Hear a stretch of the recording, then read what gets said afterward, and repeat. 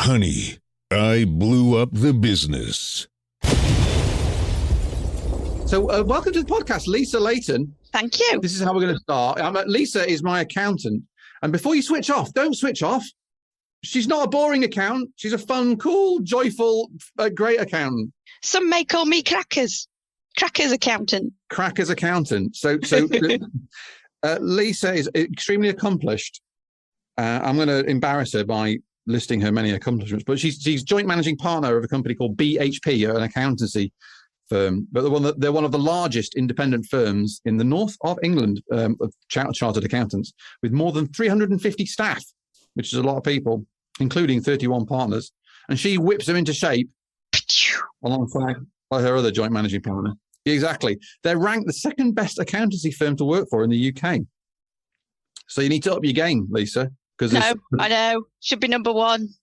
Up your game. And top 100 Sunday Times best companies to work for. And what I find that's really interesting is Lisa is sort of up there running this business, but also advising lots of companies, and including mine. And she's been at BHP for a grand total of, I think, 26 years? Or it's a long time? Yeah, 26. Yeah, I was only 4 when I started here. That's it. She was 4 years old and very, very early started in her career.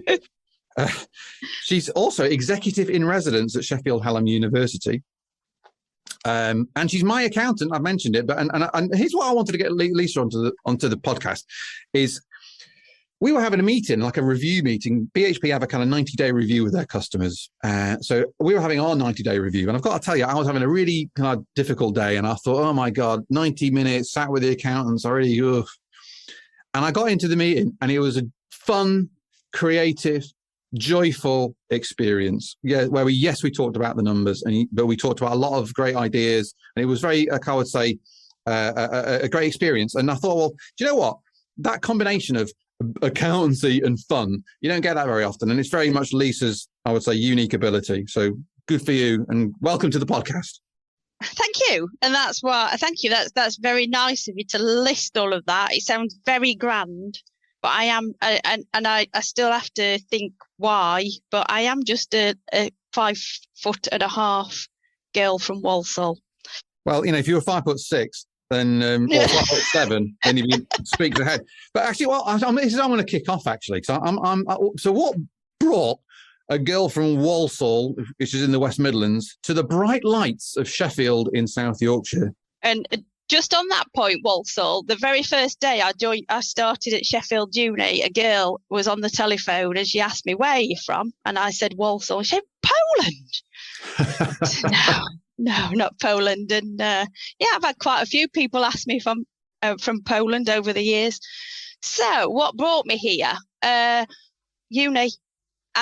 So I am from a very small town in the West Midlands called Walsall. If anybody's been there, they will see that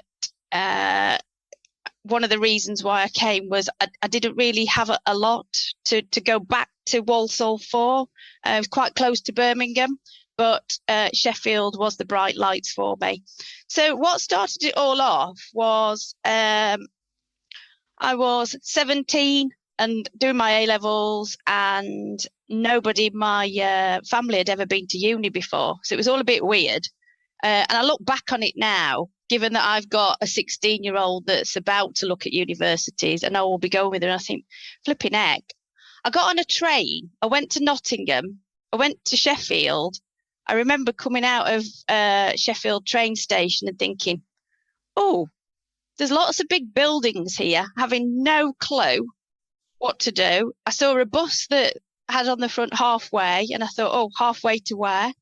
And then I got a bus up to Sheffield Uni, and the rest is history, really.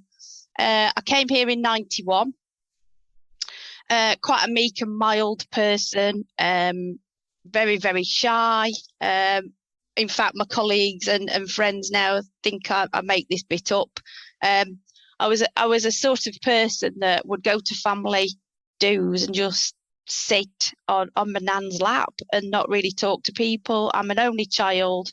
So yeah, I came here. I did a 3-year degree in accountancy. I absolutely had no idea what an accountant did. I wanted to do law. originally, and I thought I couldn't get the grades to get me into a law course, so I went for the second option, which was accountancy. And I actually got the grades to do law, but I thought, forget it, I'll stick with accountancy. I like numbers. I'll go and see what that's all about. So I did my 3-year degree, and I lived up at Sorby Hall on Encliffe Vale Road. So it was this big, awful block of flat type university residence. And I used to walk past BHP, and I think, oh, that looks like a really nice place to work. And 3 years later, I joined here. And the rest is history, really. 26 years later, I've worked my way through the firm, doing lots of different things. And I'm now running it jointly with my colleague, Hamish Morrison, who's based in our Leeds office. So, yeah, it doesn't feel like 26 years, though. It does feel like yesterday. Well, we'll dig into your 26 years worth of experience, because I think there's bound to be lots of interesting stuff in there. But I'm kind of curious, is Walsall quite a kind of working class town? Yeah, so Walsall is very, very working class town. My dad was a carpenter. My mum worked in Sainsbury's, and then she worked in the hospital cleaning. So, you know, we weren't a wealthy family, but what we were, and what my mum and dad drilled into me, was working hard, get a good education, be open, be honest, and that's where it's really got me really to here, because when I was at secondary school stage, I took an entrance exam to go to the local grammar school, and I passed it.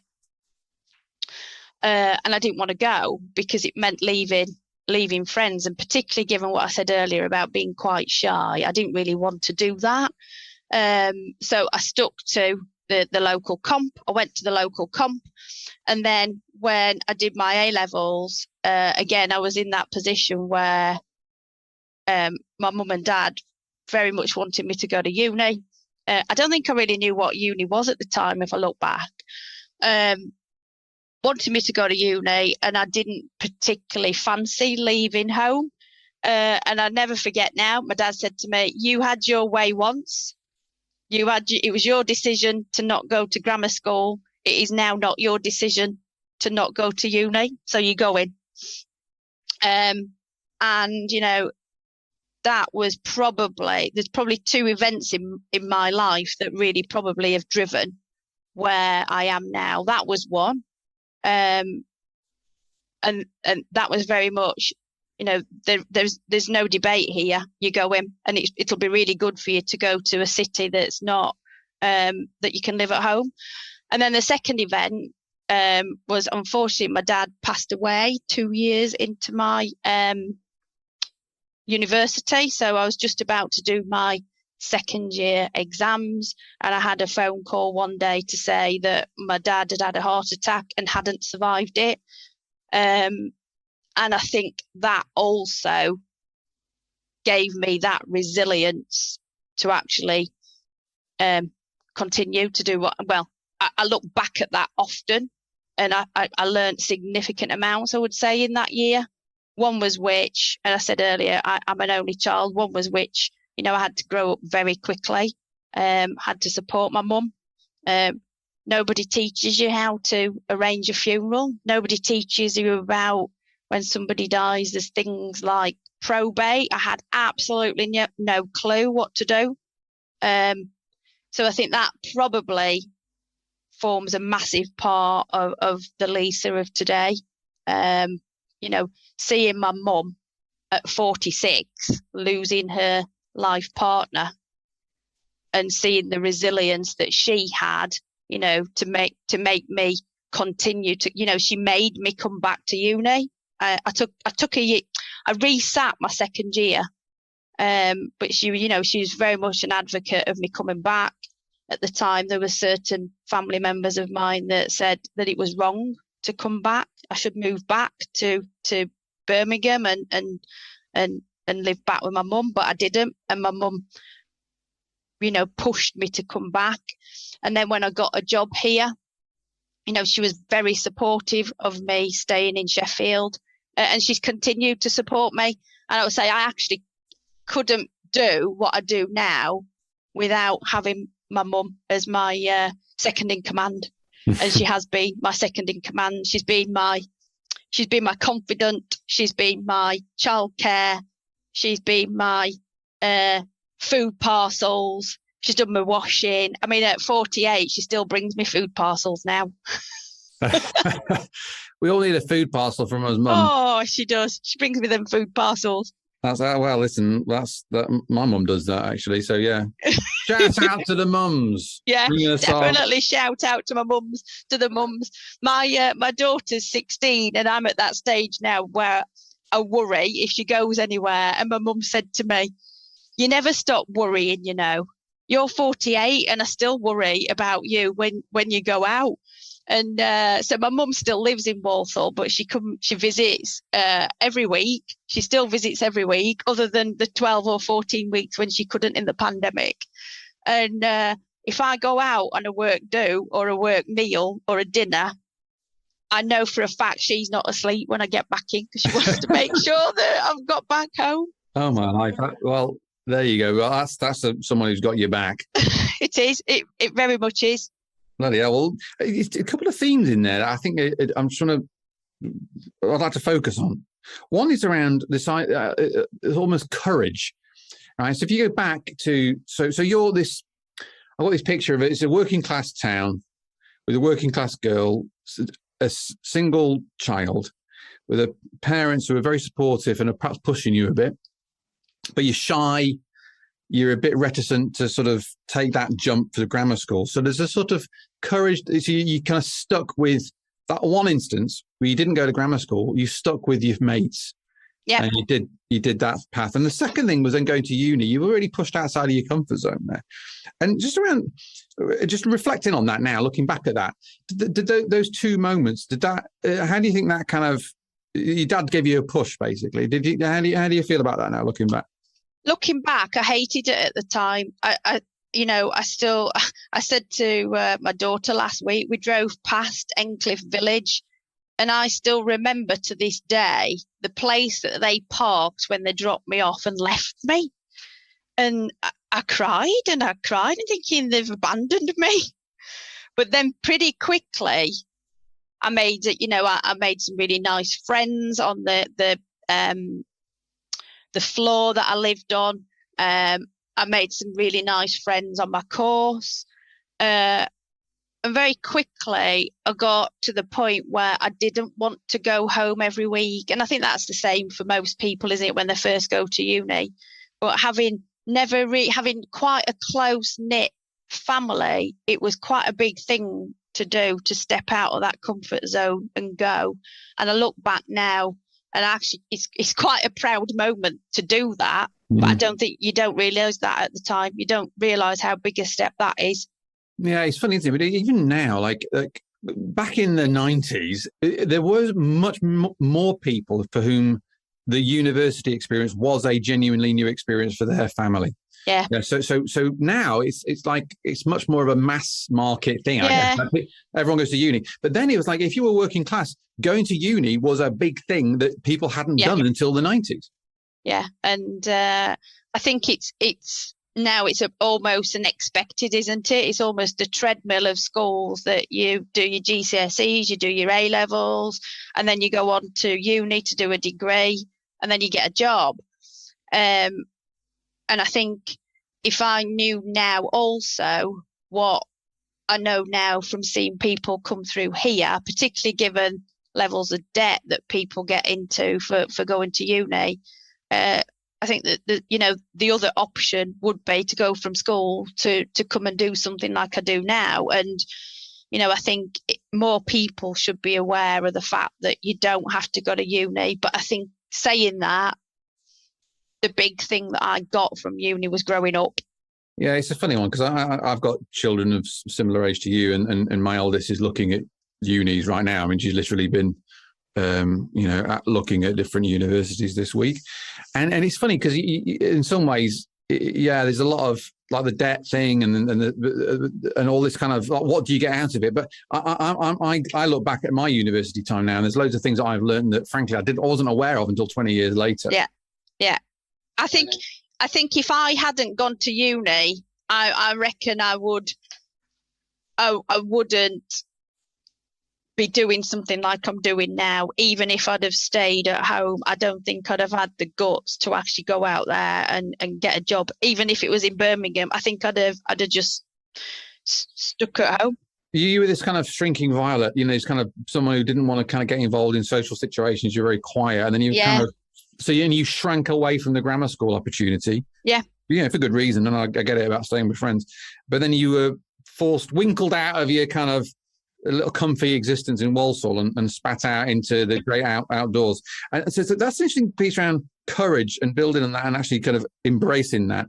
And I think the other bit I thought just from your story is interesting is you could have quite easily perhaps gone back to that after your dad died.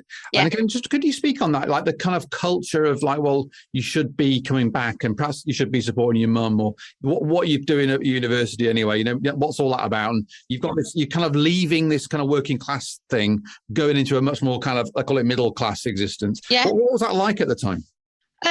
It was really difficult because you were torn between, you've got this responsibility that my mum was on her own. She'd obviously been through trauma. She was living on her own. Don't get me wrong, she was surrounded by a very supportive network of family and friends, but I'd still got this bit to finish off. I couldn't just I don't like giving up on stuff. Despite me being quiet, I was very much into my education. I studied hard. I studied really hard for my A-levels. I've been given this opportunity to come and do a degree. I didn't want to not finish it. What I did do though was I had an option. So my dad died in the May, and I was due to take my exams 2 days after, and I didn't. And there was an opportunity for me to actually resit them in the August and stay and continue with the group of friends that I'd made on my course, but I didn't. I took the option of spending that summer at home with my mum, because those first few months were very raw. And then I came back to uni and I resat the second year again because I didn't want to feel under pressure to go in and sit something I didn't feel comfortable with and I'd missed a year of. So I actually came back and that was hard as well in the fourth year. So in my third year, obviously people were still here that I knew and I built relationships with, and then they all left. And then they all left again, and I had to find somewhere to live, and I had to make a whole new group of friends. But I think I learned so much. I didn't think I was learning anything at the time, but that period of when my dad died and having to support my mum and dealing with other stuff that wasn't just a normal thing that somebody would do at age 19, and continuing to come back here, I think, it put me in really good stead around that. People talk about resilience a lot. There's no one any more resilient in my life than my mum. She could have just said, right, that's it. I've lost everything here. But she didn't. She just continued to, she continued with her life. She rebuilt her life. But we're very close. And since that day, she has come to Sheffield every single week, being my support network constantly. But as I grew and had my 2 kids, she came and she was spent a lot of time with her grandkids, and she still comes now. She's 75. I've asked her often to move here. If we could get her up here, that'd be massive. But she does it, and she has got her own life, and she's still got friends. So yeah, it's very much learnt a huge amount. I could have gone back, but I didn't. And I take a lot from those years, which I also use with the team. One of the things that in terms of the team is they come in front, people make mistakes and they come and see me and say, oh God, Lisa, I've done this. And my first question is, has anybody died? Because I go back to that night, that feeling that I had when I had that phone call, and I could never, ever be in a position where I felt that low. And, if somebody makes a mistake, we can fix it. You can't bring somebody back. You just can't. So I use that often in my day-to-day life of there's nothing can be worse than that. We can fix it. We can fix this. Yeah, well, it's very true. And it's funny because it's an excellent reframing exercise. Like the recontextualizing exercise. You actually put it like, okay, really, has anybody died? And and then everything above that is doable. Yeah, it is. I say to the team here, they laugh at me. I say, right, are we brain surgeons? No. I'd love to think that we're saving lives, but we're not. We're doing accounts. We're giving people advice from a business perspective. We're not brain surgeons. If we make a mistake, it's fixable. So this period, this kind of 2-year period, I think 2 or 3 year period where your dad passes away, you have to resit. Well, you don't have to. You went back and sat the second year again. Then you had people leaving, the kind of mix with your kind of social circle and where you're going to live. So you said it was a kind of really rich experience of learning around resilience. Looking back now, what do you think how would you describe resilience? Because people talk about it, it's like, I was really resilient, or I learned resilience. But what is resilience? I think for me, resilience is you feel in a particularly low position. It's picking yourself back up, and it's getting mechanisms that help you just get back on it, and over the years, from a personal perspective, you have really, you have low points, and it's what do you do to help you get back on it. And particularly, over the last 2 years, we've had to have a lot of resilience, haven't we?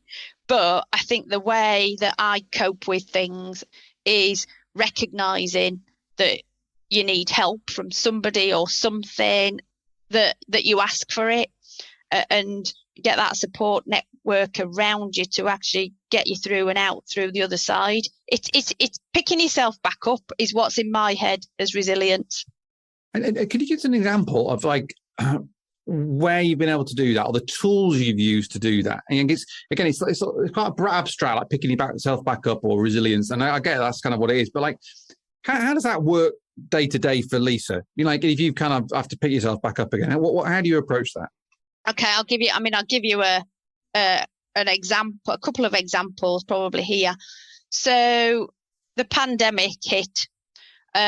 Nobody obviously foresaw. Well, people did foresee what was happening with that, but I didn't. I honestly thought that it would be this thing that came from China. We'd have a few sniffles and we'd carry on. And interestingly, I had a client who was very opposite scale to me. And in February, he said to me, this is going to be really bad. Can I come and see you now? And I need you to help me do some cash flows. And I told him he was crackers. I told him he was balmy. It had lasted a few weeks and that was it. But as a result of that, I put on our ops board agenda AOB, COVID. And all I meant by that was we need to put signs up to wash your hands, and we need to do things that are hygienic. Roll forward 2 weeks, and obviously the world turned very south. The whole life went up. Our world went upside down, and I never forget sitting in our boardroom, and I will remember to this day the clothes I was wearing, and we'd asked our FD to do some cash flow forecasts of, right, if we have no income coming in, and nobody knew at the time if we'd have income coming in, what would that look like? And he brought it up on the screen, and it basically said that by September we'd have no cash, and that was it was pretty harsh, as in no income coming in. But at that point, everybody thought there was no income. So what I mean by that resilience was, I had Meltdown. So I came up to my desk, I cried, one of my other partners came in to see me and said, Lisa, it will be okay. It will be fine. And all I could think about was the 350 plus mortgages that had to be paid. It's like, what on earth are we going to do? And just talking it through with the person that came in at the time. I'd got Hamish, who's my other partner, joint managing partner. He also was part of the team that, we can get through this. I'd got an ops board that we were also looking at, well, what can we do action wise to actually get us through this? And I sat here and I take myself back to the point I said earlier. Nobody's dead in that situation. You can only do what's in your control. And I think I talk to myself often, and I sit here and I say, right, can you control this? No. What can you control? And let's have a look at what can you control, and let's move on here, because if you can't control it and you can't do anything about it, you're wasting energy even trying to. So I think all of these come back to, for me, it's tapping into who you've got around you to help you with it. Another example is probably 3-4 years ago, I had a minor meltdown. And what I mean by that was taking far too much on, not looking after myself, and just being exhausted. And I remember going home again crying. There's a theme here in there. I do like a good cry. I find it helps. Went home crying, probably about 9:30 one evening, knowing that I'd got a load of work to do because I've got a meeting in the morning. I went into the house crying. My mum was there. My husband was there, who was also very supportive. And I said, right, what should we do? I said, just cook me tea and I'll carry on. I'll stay over here crying, but just ignore me. And it's that ability to constantly just come back to, right, what's the worst that can happen here? Well, the worst that can happen, Leighton, is probably you're going to make yourself really ill. So what are you going to do about it? And again, in that instance, I had some very supportive partners that saw that I was just not focused. I was running very hard, not looking after myself. And I sat down with them the following day and said, right, what can we do to make your life better? And I took a hard look at myself, had a hard look at my diary, having a look at what I was doing. And I think that's the negative of what we talked about earlier around that positivity. And I like to help people. I like to solve problems, but sometimes that's at the detriment of yourself and your family. Mm-hmm. Yeah, 100%. That's the real risk, actually, because if you're a very empathic, compassionate, giving, caring person, then that's great until the boundary that perhaps is not unclear until you have a kind of burnout issue. You go past that boundary and you're just giving away all of your energy and all of yourself, and in effect depleting the kind of reserves, so you end up melting down. Yeah. And I think my husband thought I was crackers at that point, because I then said, right, I never did exercise ever. Well, I used to go to the gym a lot pre-children, but then I just couldn't fit it in. And I said, right, I'm going running. I think he thought I'd lost it. So I started running after that meltdown a few years ago. And that was such a game changer for me, because what I was constantly doing is working all day in the office, coming home, grabbing something to eat, carrying on working, and then having no separation or break. So I used to then, the big change that I did was I'd come home, I'd go for a run, and that just cleared my mind and put things back into perspective as well. So that if I did need to carry on working in the evening, then it was attacking it in a fresher way. And I've continued that. And, I I'd never run. I did the couch to 5K, really enjoyed doing that. And then we sponsored the York 10K a few years. In fact, we've done it for a few years. And somebody said to me, "You're going to join it?" I'm like, there's no way I can run 10 kilometers. But I did it. And I felt such a sense of achievement that I've been able to run 10 kilometers, albeit my knees are a bit dodgy now. So I've now resorted to a Peloton, which I love. Well, Peloton. I've heard lots of good write-up about Peloton actually, so I'm considering getting one. But I guess it's really all that's really great and interesting and rich. Because what I love about you, Lisa, is you're kind of very straight talking and straight to it. But you've covered a couple of things there. One was the pandemic and the kind of facing imminent destruction thing, right? And then the other was your minor meltdown, which has been built out of habits and perhaps subconscious patterns of wanting to work hard and help people, and perhaps that's driven you to a point where you were making yourself unwell.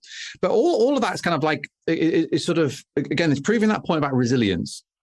But I think there's some, I think we've all gone through experiences, well, possibly all of us within the last year, where you're facing imminent destruction, or it could be, and you're facing feeling burnt out, and that separation of work and home, particularly when people are working from home. What do you think you've learned from all of that?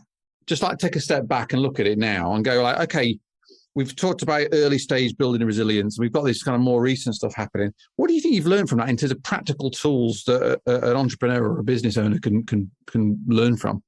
I think the biggest learning point, and everybody says it all the time, and you never really, I don't think you realize it until you've had that burnout, is make time for yourself. Because I find making time for myself, I feel that that's quite selfish when you actually shouldn't. So I think it's making sure, I would say it's making sure you put yourself before you actually put others first. And I'm not saying, right, no, I'm not going to do that because I'm putting myself first. I think it's really recognizing when you are knackered. And I think one of the things we've all run really hard, haven't we? We've run through brick walls for the last 18 months, but you can't keep going. And I think one of the things that I really try very hard with is I used to work most weekends. And what I mean by work most weekends is probably 2 full shifts, Saturday and Sunday. I try to work really, really hard to make sure at least one of those days I do nothing. I might check into a few emails here and there on the second day, but I make sure I try and do nothing. Albeit, what that does mean is that I'm the family Uber for the weekend. But that's quite nice to be family Uber, because actually it's time that you're spending with one of the kids, talking about what they've done in the week, or they open up about what they're doing at school. Because I mean, that's quite hard, isn't it, having a conversation with a kid about what you're doing at school, because they're saying nothing. And I think the other thing is making sure that exercise, I think, is massive. If my fellow partners are listening to this, they'll laugh at this one. I'm not very good with alcohol. I never have been. I only have, as one of my partners says, "Oh, don't give her more than one. She gets a bit giggly." But what it does mean is I feel really ill. So if I go back to last January, I quit drinking. And everybody's like, "You've quit drinking?" I said, "Well, it's easy because I can only handle one anyway." But I don't particularly drink a lot because I just find that I just don't sleep. And I think sleep is massive for me. If I don't, I mean, again, people laugh at this. If I go to bed beyond 10 o'clock, flipping heck, I'm useless. So for me, it's sleep, look after yourself in terms of exercise, eat well, drink well, and take time to do the things you enjoy. Because, again, coming back to what I said earlier, my mum and dad didn't enjoy any time together in retirement. And I think you can forget that. You can forget that you need to take time to enjoy stuff, because we were only here once. Yeah. No point having on your grave. Wow. Really enjoyed it at work for 60 hours a week. Wow, that's a great shout, and it's something that I'm guilty of. This is it's like you get so focused on work, and then again, if you're into it and actually you enjoy it and you feel a great sense of responsibility, be it to your team or to the success of the company or to yourself or whatever, or your family. And then you kind of like, then you find you're not speaking to your kids, and your kids are not communicative. I mean, I've had this with my wife where we're like ships in the night. Like she's perhaps doing the Uber and I'm doing the recording the podcast or whatever. And suddenly you realize you haven't spoken to each other apart from like a cursory, do you want some food? Like every now and then. It's something that particularly after this week, for what it's worth, I'm really trying to remind myself to do things that are just for their own sake, that I find enjoyable, for fun, playful thing. Yes. And that's enough of an excuse to find the time and the resources to do it, whatever that is. And I also think a big positive of the pandemic is around that flexibility. So, for example, today, so I'm in the office this morning, and then I've got a late meeting that starts at 5, probably won't finish till 7. And ordinarily I would have stayed here and been late back to see the kids. But actually I'm going to go home at lunchtime, set up at home. And actually once that meeting's finished, you've created time to spend time with the family. And I think the other thing that I've tried to work hard at is, I mentioned this Peloton earlier.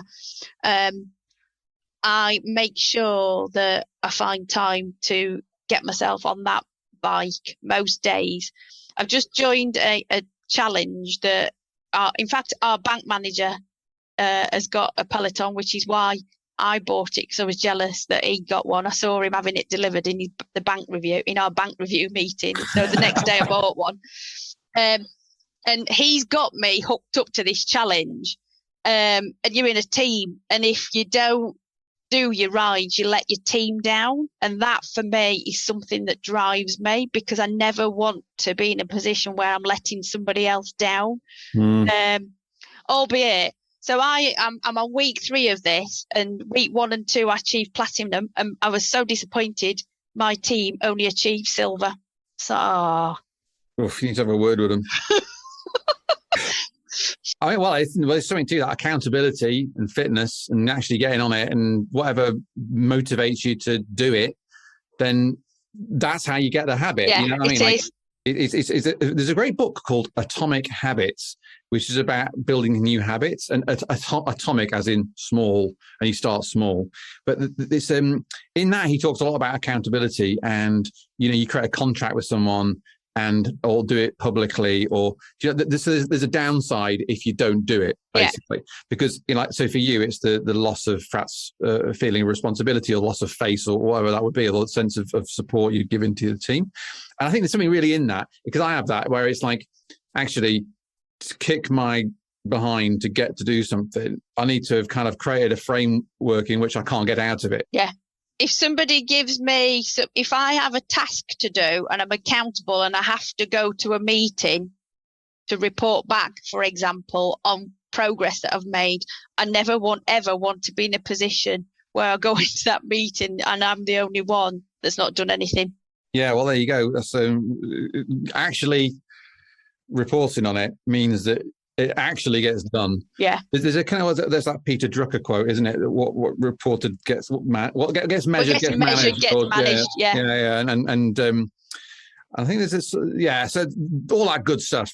One thing before we were sort of edging towards our sort of time together, but I wanted to ask you just more broadly. So we've gone into your story and some stuff around like issues or things you've been confronting within the business in the last few years. But I'm because you're speaking to a lot of other business owners. I mean, people like me. Yeah.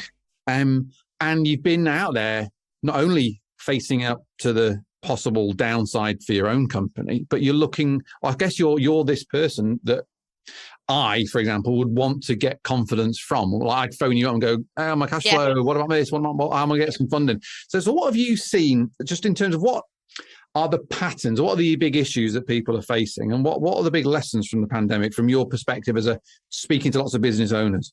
Yeah, I mean, I I always say this to my kids, that I'm in such a privileged position to do the role that I do, because I can be the world's nosiest person about businesses and ask legitimately how people are doing. So I feel extremely privileged to know lots of stuff about lots of businesses, and it helps me in two ways. One, I bring really good ideas. It allows you to bring good ideas back into your own business, but also to spread those, the good things that people do. I mean, I never betray any confidences, but you see some really good stuff that people are doing to share. And I would say the things that I am currently seeing is and across the last 18 months, is a huge amount of people collaborating and working together. And what, a good example of that is primarily around cash. So I bang on about cash to my clients all the time, because that, if there's one thing that I would say to anybody setting up business or in business, is never, ever ignore cash. Profit and loss is brilliant, but cash is it's an old thing that cash is king. I absolutely hate that terminology, but it really is. So what I'm seeing is a huge amount of collaboration around businesses. So, in the early days, one of the things that we did is make sure that we paid people promptly, on time. And that actually was what happened with our clients as well. They paid us promptly, on time, because we were all in it together. So what I'm seeing across the board is people continuing to work hard at that working capital. So a real focus on cash more than ever before.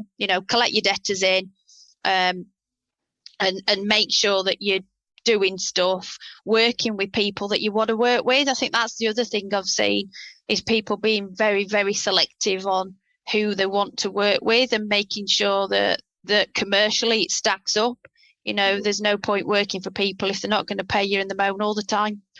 And I'm seeing that in lots of industries. That's interesting. You have said to me, and I don't know if you want to share this on the podcast, you have a particular a phrase or a name of people you would like not to work with. Yeah. I'll come back to this. Life's too short to be working with N** heads. Knobheads. Yes. Yay, we said it. I wanted you to get you to say it. You said the people, there's worse. We say worse down in Walsall. Worse words than that. Well, we've the edited polite Walsall version today. But I love that, by the way. You don't want to work with knobheads. And listen, with the greatest respect to all the people out there, some people are better suited to work with other people than others, right? Absolutely. But what I want to do is, you said at the outset that people have a dim view of an accountant. They think we're boring. But actually, I want clients to want to look forward to have a meeting with me, because it's dry, some of this stuff, and it's really important stuff, but actually you need to want to work with somebody. And I think if we can, I am straight talking, there's no point dancing around handbags. It's having that open and honest relationship with your client and your team to enable you to do that. And I think, if more people did that, I think that, it'd be much enjoyable relationship to have with an accountant. Yeah, that's interesting. I think that's a really good shout, because I think there's a bit of a thing here where the problem with, I'm not going to say problem with accountants, problem with a lot of business, and particularly professional services businesses like law and accountancy and insurance, or like kind of financial services perhaps, is there's this persona they feel they have to put on. Yeah. And I think that's not helped by the fact that, nobody teaches you to do this other stuff. People, you go into in the accountancy profession or the law profession, and you do your professional exams, and it's teaching you accounting, it's teaching you tax, which, is quite dry because it's very rules driven.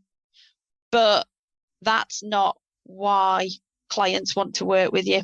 People buy from people, Yeah. And I think part of what's interesting about what you said here, and I think that's actually quite an important takeaway for people, is the more you can be, yes, whatever the discipline is, whether it's accountancy or technology, whatever, marketing, the more uniquely you are, the weird, quirky, interesting version of you, and the more authentic you can be true to that, the better it is for your business. Yeah. Because you're not this like generic cookie cutter, polite accountant.